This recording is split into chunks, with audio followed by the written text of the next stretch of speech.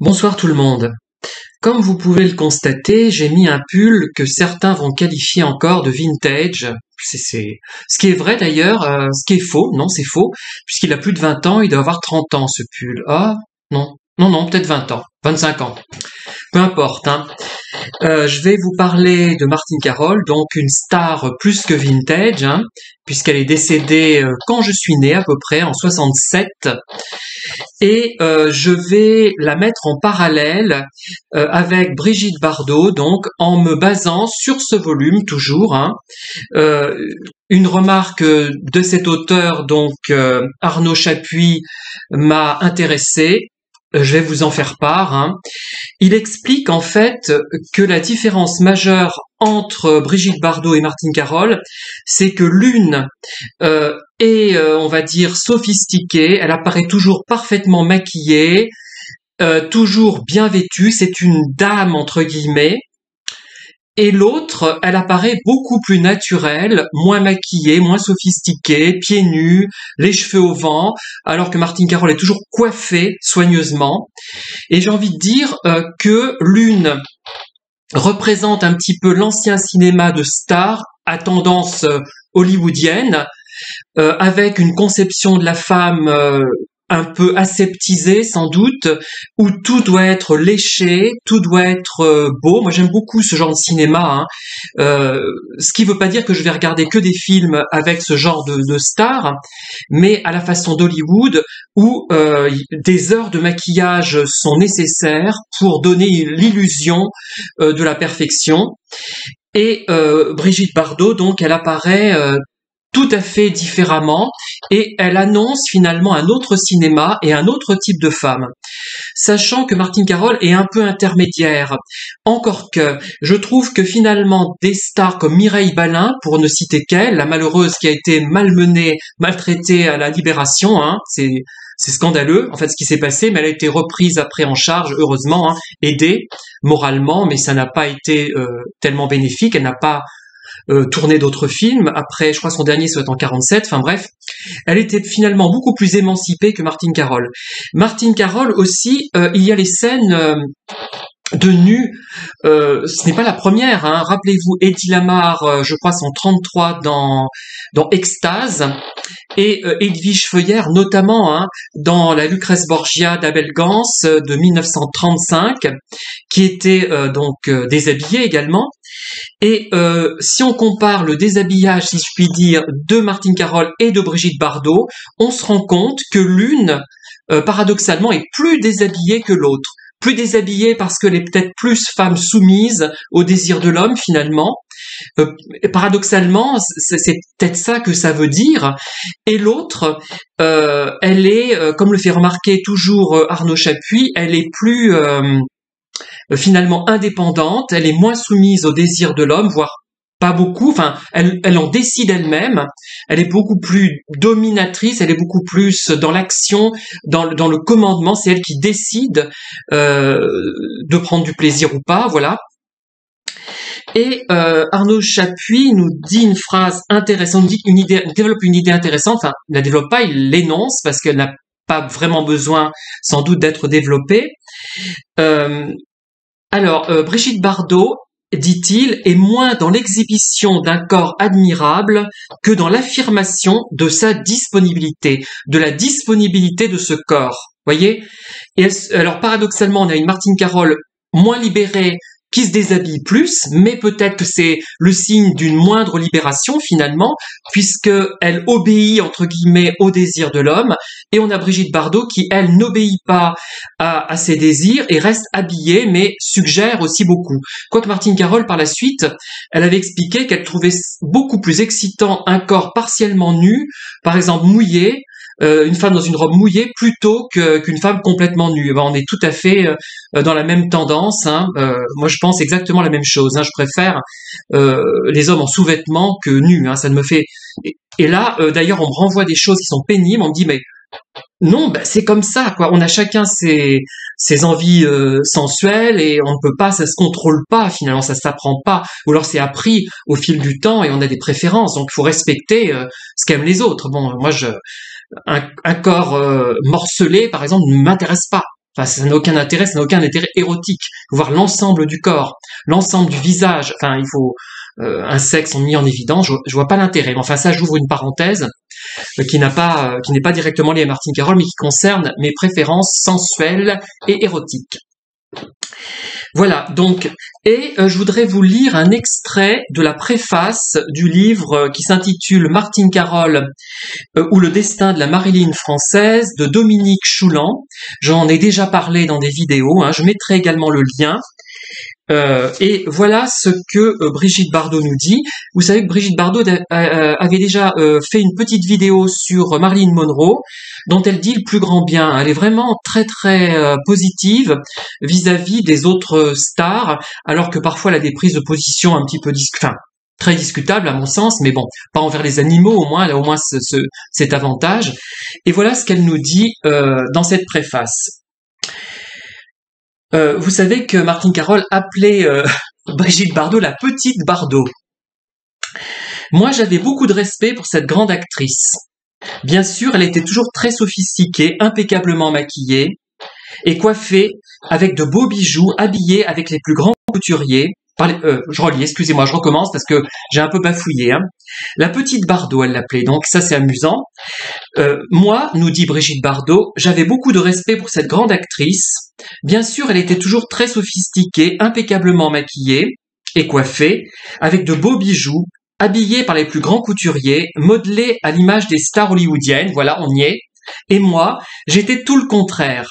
Naturel, spontané, décoiffé, habillé d'un rien, pieds nus, libre de toute contrainte, me moquant des conventions de l'époque et de toutes ces polémiques. Voilà, on a résumé les raisons principales pour lesquelles Martine Carol n'a plus de succès au bout d'un moment, parce qu'elle représentait quelque chose qui était en voie de disparition. Par contre, alors ce qui m'étonne aussi beaucoup, pourquoi elle n'a pas fait du cinéma d'auteur comme Delphine Seyrig, qu'elle aurait été très capable de faire ce genre de choses, des rôles plus effacés, j'aurais bien vu dans des seconds rôles. Par contre, des seconds rôles mais importants. Ouais, vous voyez que je vais citer un film que je n'aime pas d'ailleurs, que je trouve presque pédophile, Mort à Venise. Par contre, j'aurais bien vu dans le rôle de la mère du jeune garçon. Voilà, par exemple, mais elle était déjà décédée. Voilà, des rôles comme ça lui auraient bien convenu. Et d'ailleurs, c'est ce qui s'est un peu passé avec le film de Roberto Rossellini, Vanina Vanini, où elle avait un grand second rôle, mais malheureusement qui a été coupé en grande partie au montage. Et j'ai envie de dire pour finir que finalement, Martine Carol dans Caroline Chérie, elle a 30 ans quand elle tourne le film. Quand le film sort, elle a à peu près 31 ans. Presque, je sais plus exactement si c'est sorti au mois de mai ou plus tard ou un peu avant, elle a quasiment 31 ans. En fait, elle galère finalement, enfin pas tant que ça, mais elle a un peu galéré quand même, depuis 1941 et 1951, 10 ans plus tard, elle obtient enfin le statut de... Bon, c'est un statut très élevé parce qu'elle devient plus qu'une star, une superstar, faut dire ce qui est.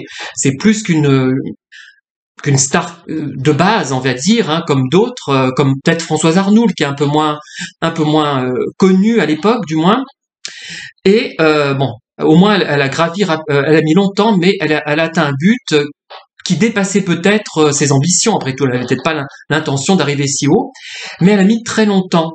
Et elle avait dans ce film 30 ans, alors qu'elle est censée avoir entre 16 et 20 ans dans son rôle. Et c'est le cinéma de papa en fait, parce que les hommes qui voyaient cette femme de 30 ans et qui avaient 40, 50, 60 ans, ils étaient très excités sans doute de voir une belle jeune femme comme ça. Et par contre, ceux qui avaient entre 15, 20, 25 ans, voire 30 ans, un peu plus jeunes qu'elle, ils se disaient mais non, il y a quelque chose qui va pas. Voilà, peut-être. Bon, moi, je suis pour le cinéma stylisé, c'est-à-dire où l'acteur n'a pas forcément l'âge du rôle, et je trouve justement que ça peut être bien. Ça montre un peu l'éternité des choses, c'est-à-dire que ce qui compte, c'est l'interprétation plus que l'âge. Et un bon acteur, une bonne actrice peut faire passer l'âge, justement. On est surpris au début, mais si on est doué, finalement, on peut jouer un rôle qui ne correspond pas à notre âge, mais là ça demande de grandes capacités. Et moi d'ailleurs, je vous avais raconté sans doute, je voulais faire, si j'avais fait un film du moins, j'aurais mis pour le rôle d'une enfant de 10 ans, j'aurais mis une personne de 80 ans, pour le rôle de la jeune première, j'aurais mis un homme. Pourquoi pas? Parce que moi je pense qu'un acteur devrait pouvoir tout jouer, mais je suis un peu spécial, vous le savez. J'aurais fait un peu des films qui n'auraient eu aucun succès, mais qui casseraient ces barrières d'âge, de sexe. Je voudrais qu'on les oublie finalement. Quand vous me voyez, par exemple, j'aimerais que vous oubliez que je suis un homme, que ce soit pas une donnée pertinente pour regarder mes vidéos. Si vous regardez mes vidéos, c'est parce que le contenu vous intéresse, et que je sois un homme, une femme, que je sois plus jeune, plus vieux, plus beau, plus laid, etc., ça devrait pas avoir d'importance. Ça en a. En pratique, on le sait bien, que si vraiment j'étais rébarbatif, trop moche, par exemple, enfin, les vidéos seraient on subirait les conséquences, certainement, hein, je sais pas, certainement. Ça joue, mais il faut avoir conscience que ça joue, et essayer d'oublier tout ça. Voilà, c'est très très important. Pour moi, du moins, c'est très important. Et donc, on avait Brigitte Bardot qui arrivait, qui avait l'âge du rôle. Elle avait 22 ans dans Les Dieux créés à la femme, par exemple, hein, et c'est et comme dans Lucrèce Borgia, Martine Carol a 32 ans, elle est censée en avoir 18. Dans Nana, elle est censée en avoir 18, elle en a 34. Enfin, c'est une transposition tellement libre que, de toute façon, c'est un cinéma déjà pour un public alors ça va concerner soit le public d'hommes un peu mûrs qui s'en foutent finalement, ils peuvent se rincer l'œil avec une femme de 34 ans qui reste tout à fait séduisante, hein, mais pour des petits jeunes de 18-20 ans, peut-être que c'était pas, à moins qu'ils aiment les femmes plus mûres, hein, plus âgées, c'est peut-être pas l'idéal, ils avaient peut-être du mal à s'identifier indépendamment du caractère sexuel des choses. Et d'ailleurs, les rôles de Martine Carol, c'était dans le passé, c'était une histoire, des fantaisies historiques, ce n'est pas des films pseudo-historiques, parce que pseudo-historique c'est négatif, c'était des fantaisies historiques, faut voir ça comme ça. De très grande qualité, des chefs-d'œuvre dans leur genre, fantasy historique. Évidemment, en tant que film historique au sens strict, ce ne sont pas des chefs-d'œuvre, mais en tant que fantaisie historique, oui. La plupart, les principaux, je dirais les trois plus importants, enfin même celui de Jean Delannoy là, qui est superbe dans Le lit d'à Pompadour là, dans Secret d'alcôve, très très beau court-métrage. Enfin, c'est un film à sketch. Voilà. Mais et donc on a ce décalage qui était imposé, un décalage d'âge et un décalage également historique. C'était dans le temps, c'était pas la réalité de jeunes qui étaient confrontés à des femmes de leur âge, quoi. En plus, à l'époque, dans les années 50, rares étaient les hommes qui aimaient les femmes même de leur âge. Il faut qu'elles soient un peu plus jeunes.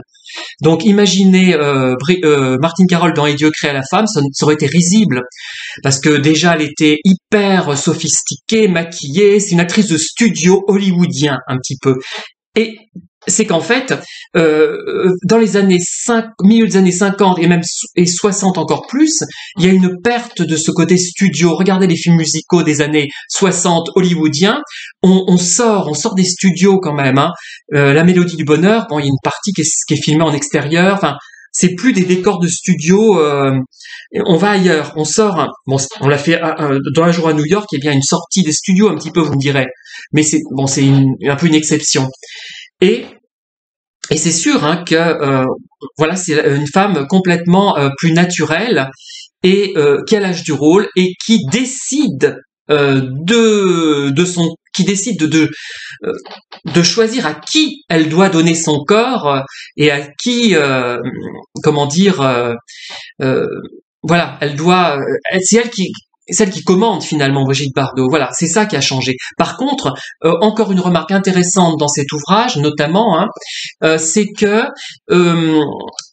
Brigitte Bardot, finalement, elle a eu quelques rôles un petit peu de femmes qui dominent la situation, de jeunes femmes qui dominent la situation, mais beaucoup de ces rôles, par exemple, les films avec Michel Boiron qu'elle a tourné, eh ben, ce sont des rôles conventionnels qu'aurait pu tenir Martine Carol aussi. Hein.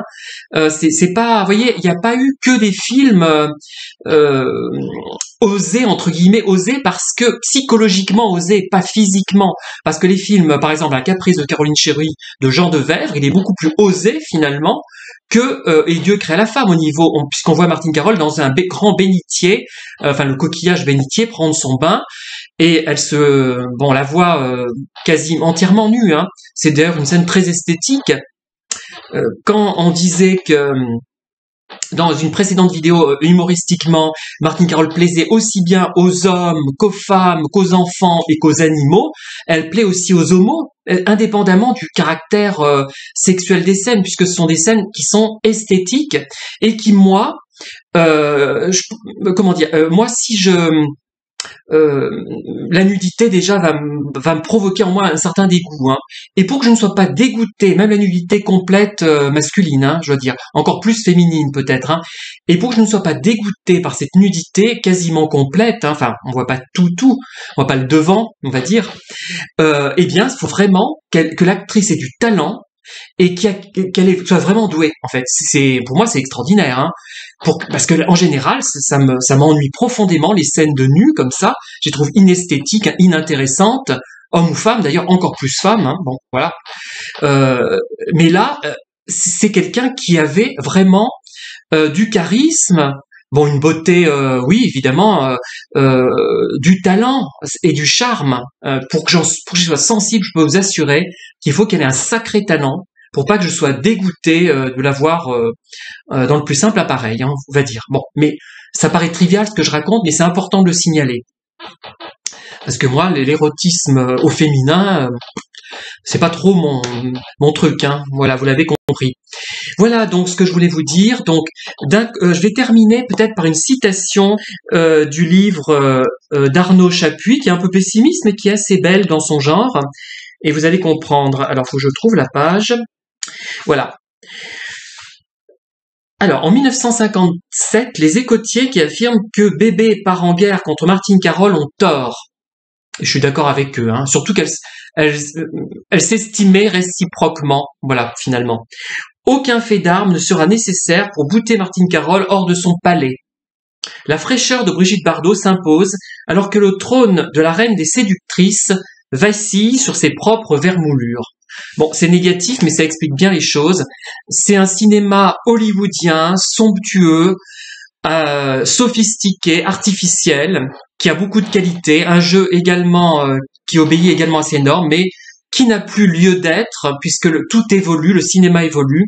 Martine Carol a évolué elle aussi. On peut simplement déplorer qu'elle n'ait pas trouvé un second souffle avec de seconds rôles dans des films somptueux de grands metteurs en scène comme Visconti, comme Rossellini, en Italie peut-être, parce que vous savez qu'elle avait à un moment donné, elle a eu plutôt, hein, on va être prudent, le même succès qu'Anna Magnani. Voilà, merci de m'avoir écouté, à très bientôt pour de nouvelles vidéos avec ou sans pull vintage.